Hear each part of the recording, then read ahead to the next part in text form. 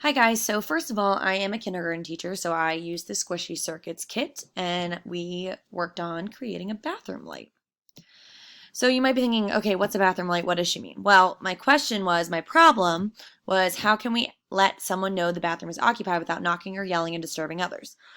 In kindergarten, this is a huge problem. It might not seem like it to other people, but it is.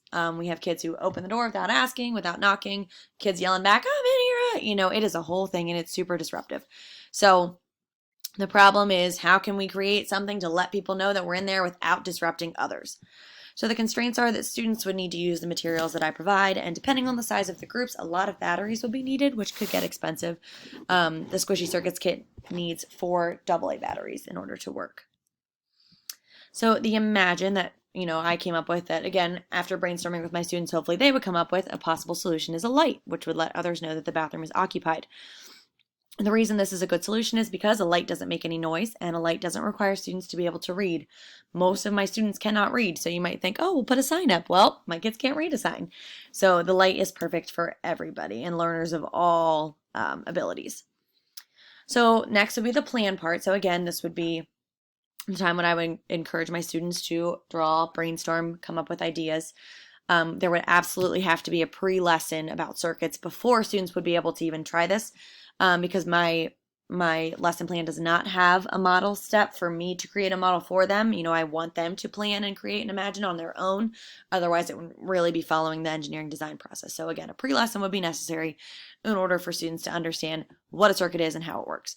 So the materials that I would provide, or the materials that I needed, were the Squishy Circuit kit, a paper towel roll, parchment paper, rubber bands, scissors, and batteries.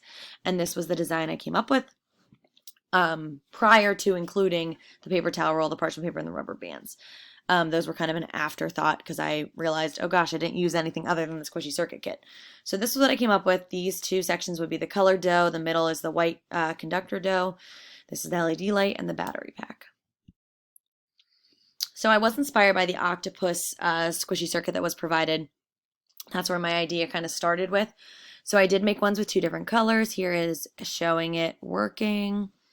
I figured if you have 2 different bathrooms, 2 different colors would be great, because then you would know, oh, the blue bathroom is occupied, the green bathroom is occupied, so you know which one is potentially available.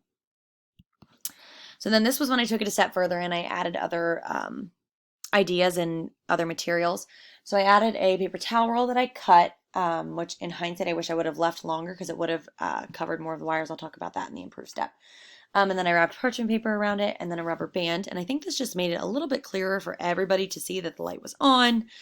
I also think it's very obvious. Hey, this light is on. There's no doubt about it. I also think it's great because once students create this and they see it back there, they're going to be tempted to squish the dough. Let's be honest, they're 5 and 6 years old. They want to play with the dough.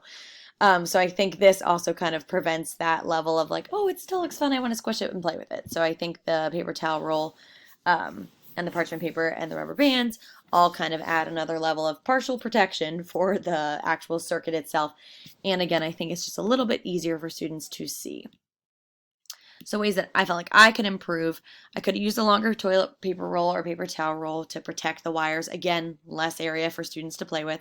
And I could have decorated it to make it look pretty, which is something I would have probably let my students do.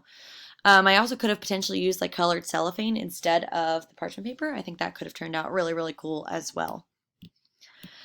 So this was the lesson plan, the Rich Task Planning Tool 6.4, which I'll include so you can read it a little bit more in depth about my lesson. And then here's figure 5.1.